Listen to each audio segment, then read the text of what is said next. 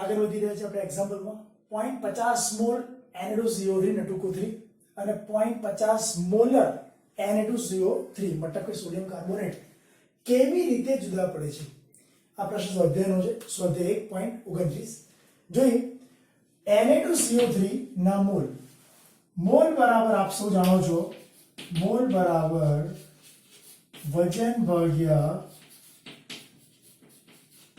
અણુભાર ચલો મને કહેશો અહીંયા તમને સીધું જ આપ્યું છે 0.50 મોલ આનો મતલબ એવો થયો કે તમારે અડધા મોલ નટુકોથળીના લેવાના છે હવે સોડિયમનો પરમાણુવીય ભાર ચલો મને કહો 23 દુ 46 યાદ રાખજો કાર્બન 12 નંબર પર હોય 46 ને 12 58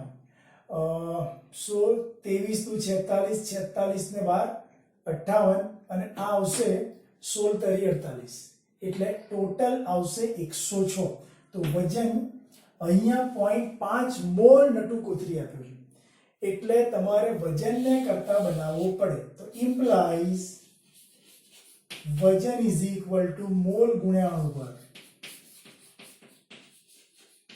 તો તમે શું કરવાના હવે મોલ તો 0.50 છે અણુભાર તમે લઈ આયા હમણાં જ બોલ્યો હું 23 દુ 46 ને 12 58 16 તરી 48 બધાનો સરવાળો કરીશું તો આપણને મળશે 106 ગ્રામ પર મોલ બરાબર એટલે 0.50 એટલે 0.50 મતલબ 1/2 106 નો 1/2 53 જવાબ આવશે 53 બરાબર તમે શું લઈ આયા વજન લઈ આયા મોલ પરથી વજન ભાગ્યા અણુભાર કરીને વજનને કરતા બનાવ્યો વજન 53 ગ્રામ Na2CO3 મિત્રો હવે એક બીજી વસ્તુ 0.50 મોલર નટુકોથળી એનો મતલબ કે મોલર નો મતલબ શું મોલ અને મોલર એ અલગ અલગ વસ્તુ છે મોલર નો મતલબ 1000 ml માં 0.50 મોલ તો લખીશ 0.50 મોલર નો અર્થ 1000 ml દ્રાવણમાં 0.50 મોલ Na2CO3 એટલે કે એનો બીજો મતલબ 1000 ml દ્રાવણમાં 0.50 મોલ એટલે હાફ મોલ અને હાફ મોલ Na2CO3 નો મતલબ શું હમણાં જ ભણી ગયા આ શું હતો હાફ મોલ હતો ને હાફ મોલ ગુણ્યા નટુકોથળી કે જેને આપણે લખ્યું 106 ગ્રામ શું આવશે 53 ગ્રામ નટુકોથળી ખાલી એટલો જ ફેર કે પેલા 0.50 મોલ નો મતલબ 53 ગ્રામ Na2CO3 અને 0.50 મોલર નો મતલબ 1000 ml માં 50 ગ્રામ નટુકોથળી ઓકે તો આવી રીતે તમે એને અલગ પાડી શકો છો મિત્રો એક નવો પ્રશ્ન લઈએ એક દ્રાવણમાં ઇથેનોલના મોલ્સ 0.040 આપેલા છે તો તે દ્રાવણમાં ઇથેનોલની મોલારિટી શોધો અચ્છા અહીંયા આપણે એક કામ કરીશું ઇથેનોલના મોલ્સ આપી દીધા છે તો પાણીના મોલ્સ મળવાના કેમ કે તમને દ્રાવણમાં ખાલી એક ઘટક આપ્યો છે ઇથેનોલ તો બીજો ઘટક કયો હોવો જોઈએ પાણી તો આપણે એક કામ કરીએ છીએ એક નાનકડું ચિત્ર બનાવી દઈએ છીએ હું અત્યારે ઉપરથી નાખું છું એક પદાર્થ ઇથેનોલ અને નીચે મૂક્યો છે એક પદાર્થ કે જે પાણી તો તમને ખબર છે મોલ્સ દ્રાવણમાં રહેલા બધા જ ઘટકોના મોલ અંશોનો સરવાળો ઓલવેઝ એક હોય તો moles x of ethanol plus x of water એટલે કે ઇથેનોલના મોલ્સ અને પાણીના મોલ્સ નો સરવાળો ઓલવેઝ 1 થાય બરાબર હવે એક કામ કરીએ જો વોટર જે છે એના મોલ અંશ આપણે લઈશું એ પહેલા ઇથેનોલના મોલ અંશ તમને આપી દીધા 0.040 તો x of water is equal to 1 minus xe, એટલે 1 minus 0.040, એકમાંથી 0.04 બાદ કરીએ તો આપણને શું મળે? 0.96. બરાબર. તો મને પાણીના મોલ અંશ મળી ગયા. અચ્છા, બીજી વસ્તુ, મોલ અંશ બંનેના મળી ગયા, એકના તો આપેલા હતા, એકના મળી ગયા. ત્યારબાદ મિત્રો હું તમને એક ફોર્મ્યુલા પર લઈ જાઉં જેને કહેવાય x of H2. મોલ અંશ એટલે શું? મોલ અંશ એટલે પોતાના મોલ ભાગ્યા કુલ મોલ. તો પોતાના મોલ એટલે વોટરના મોલ ભાગ્યા વોટરના મોલ ભાગ્યા વોટરના મોલ ભાગ્યા વોટરના મોલ વત્તા ઇથેનોલના મોલ. હવે મને કહો, મારી પાસે બે વસ્તુ હતી, એમાંથી ઇથેનોલના મોલ અંશ છે. હવે મને એક વસ્તુ કહેશો, ઇથેનોલની પાણીમાં મોલારિટી શોધવાની છે, તો તમે એક કામ કરો, મોલ ઓફ વોટર એ શોધી લાવો. તમને ખબર છે 1 લિટર પાણી આપ્યું હોય તો એમાં પાણીના મોલ કેટલા? 1 લિટર પાણીમાં મોલ ઇઝ ઇક્વલ ટુ, ચલો મને કહો, વજન ભાગ્યા અણુ ભાર.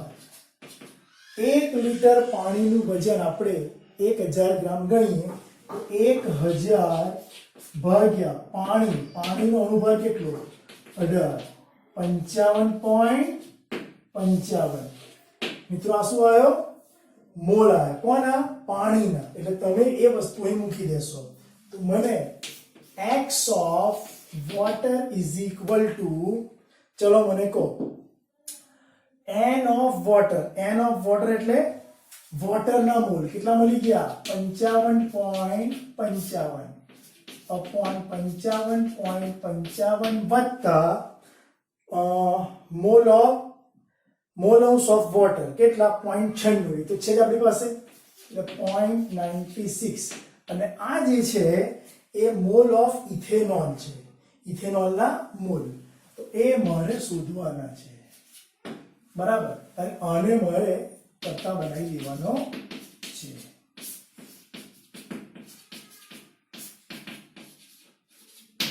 આને હું સિમ્પ્લિફિકેશન કરીશ તો 0.96 ગુણ્યા 55.55 વત્તા એની ઇન્ટુ 0.96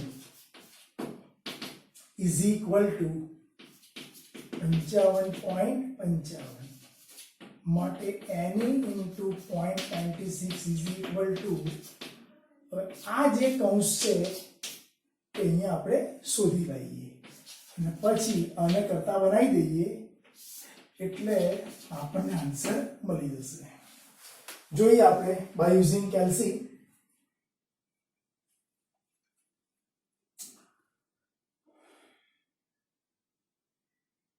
પોઈન્ટ 96 ગુણ્યા 55.55 ઇઝ ઇક્વલ 53.32. મિત્રો આ જવાબ જે આવશે એ 53.32 અને પેલી બાજુ જતું રહેશે એટલે હું અહીં મૂકી દઉં છું 53.32. 55.55 માંથી બાદ કરી દઈશું. જવાબ આવશે 2.28. 2.22 સોરી 2.22 અને એ જે જવાબ આવ્યો એના ભાગે 0.96 કરી દો 4.53 જવાબ આવશે. ફરી જોઈ લઈએ 2.22 ભાગ્યા 0.96 2.31. તો મિત્રો શું આવી? આ મોલારિટી તમને મળી પાણીમાં મોલારિટી. કોની? ઇથેનોલની. You can see. બરાબર. તો આવી રીતે આપણે એક્ઝામ્પલ કરી શકીએ. દાખલા નંબર 3, 28% W/W H2SO4 તમને આપ્યો છે અને એ દ્રાવણની મોલારિટી ગણવાની છે.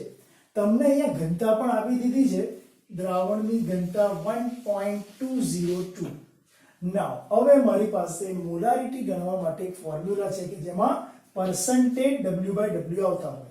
એક સીધી જ ફોર્મ્યુલાનો યુઝ કરીએ કે દ્રાવણની molarity M is equal to percentage W/W into density into 10 upon જે પદાર્થ આપ્યો હોય એનો અણુભાર.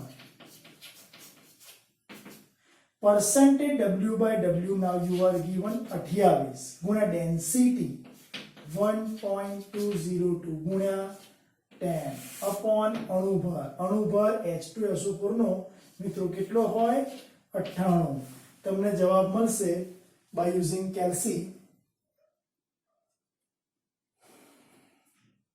28 ગુણ્યા 1.202 ગુણ્યા 10 ભાગ્યા 98 3.43. મિત્રો આવી રીતે તમે એક્ઝામ્પલની અલગ અલગ વેરાયટીઝ કરી શકશો. તમારે મિત્રો આ હોમવર્ક રોજનું રોજ કાર્ય કરવાનું છે અને 7600001962 પર તમારે હોમવર્ક મોકલવાનું છે. ઓકે,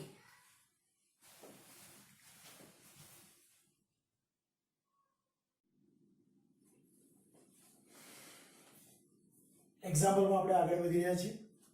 કેલ્શિયમ કાર્બોનેટ એ જલીય HCl સાથે પ્રક્રિયા કરીને કેલ્શિયમ ક્લોરાઇડ અને કાર્બન ડાયોક્સાઇડ આપે છે, જેનું ઇક્વેશન નીચે મુજબ છે.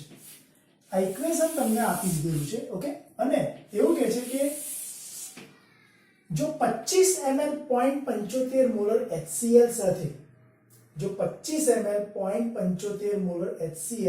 સાથે સંપૂર્ણ રીતે પ્રક્રિયા કરવા માટે કેટલું દળ કેલ્શિયમ કાર્બોનેટનું જોઈએ. એટલે HCl નો મોલેક્યુલ કેલ્શિયમ કાર્બોનેટ સાથે પ્રક્રિયા કરે તો આની જોડે આ કેટલો હોય તો નિપજ મળે. સમજી ગયા? આની જોડે આ કેટલો આપેલો હોય તો આ નિપજ મળે.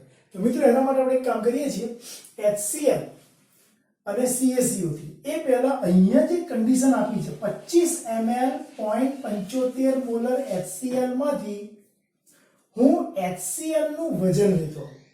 બરાબર, જોઈએ મોલારિટી પરથી હું ફોર્મ્યુલા બનાવીશ. મોલારિટી બરાબર વજન ભાગ્યા અણુભાર ગુણ્યા 1000 અપોન દ્રાવણનું કદ implies m બરાબર નોટ એલ ની વજન કેટલું છે તો કે સાહેબ શોધવાનું છે. વજનને આપણે x કહી દઈએ. અણુભાર HCl નો કેટલો હોય, હાઇડ્રોજન નો 1 અને ક્લોરીન નો 35.5, સરવાળો થાય 36.5 ગુણ્યા 1000 અપોન કદ. કદ કેટલું આવ્યું છે 25 ml અને આમાંથી આપણે x ને કરતા બનાવી દઈએ. મોલારિટી કેટલી આપી છે આપણને 0.75 મોલર. કેટલું દ્રાવણ 0.75. તો આમાંથી હું x ને કરતા બનાવી દઉં તો ઇમ્પ્લાઇઝ x બરાબર 25 ગુણ્યા 36.5 ગુણ્યા 0.75 ના છેદમાં 1000. તો તમને મળશે જવાબ બાય યુઝિંગ કેલ્સી. કેલ્સીનો ઉપયોગ કરવામાં આવે તો 25 ગુણ્યા 36.5 ગુણ્યા 0.75 ભાગ્યા 1000 0.68 ગ્રામ. x એટલે શું લીધું છે, વજન છે ને કોનું, HCl નું. તો 0.68 ગ્રામ HCl 25 ml 0.75 મોલર HCl જે આપ્યો છે મિત્રો, ફરી એકવાર 25 ml 0.75 મોલર HCl આપ્યો છે. એ દ્રાવણની સાંદ્રતા 0.75 છે, એમાં HCl ઓગળ્યો કેટલો 0.68 ઓગાળેલ છે.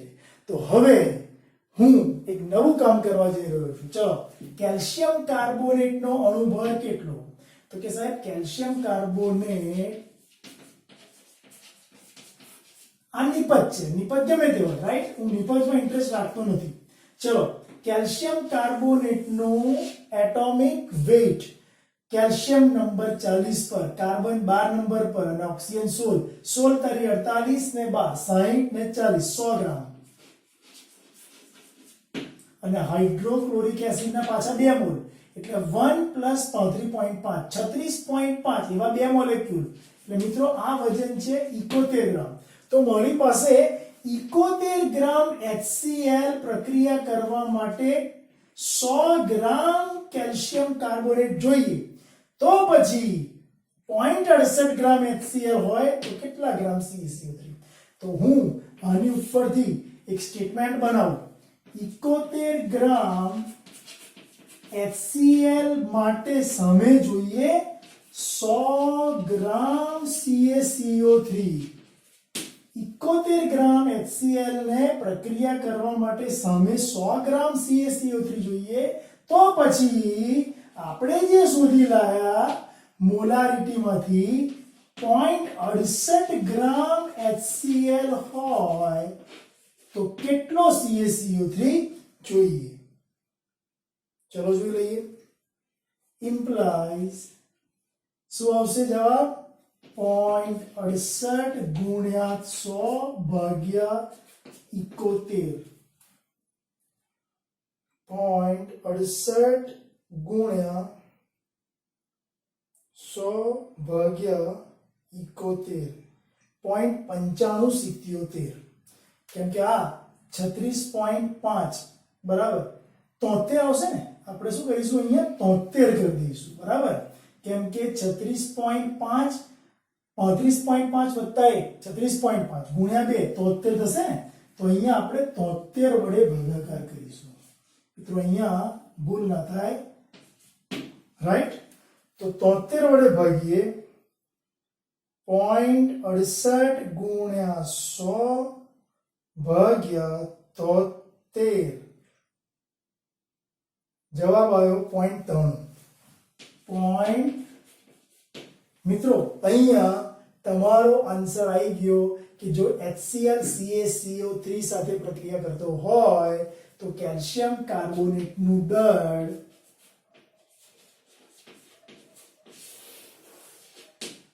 0.93 ગ્રામ હોવું જોઈએ.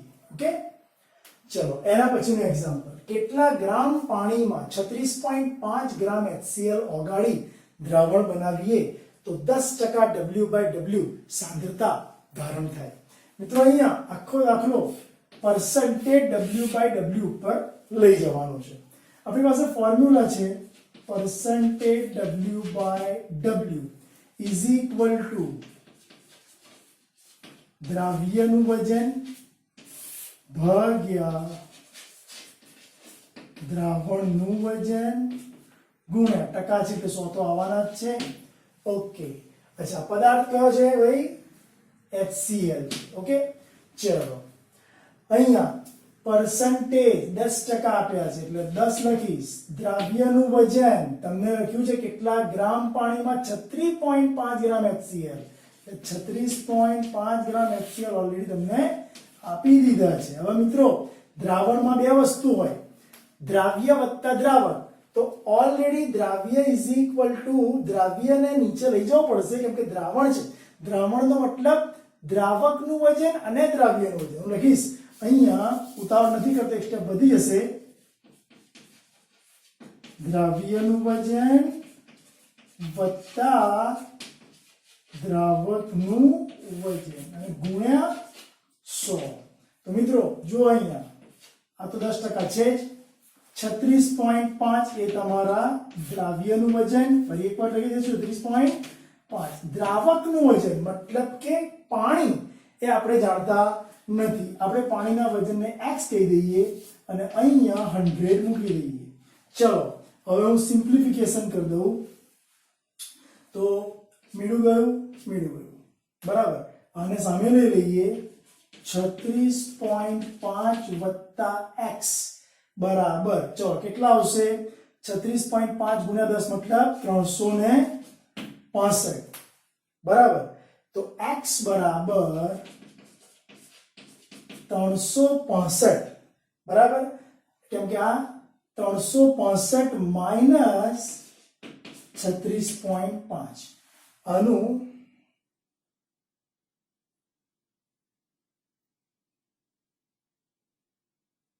સિમ્પ્લિફિકેશન આપીએ માઇનસ 36.5 328.5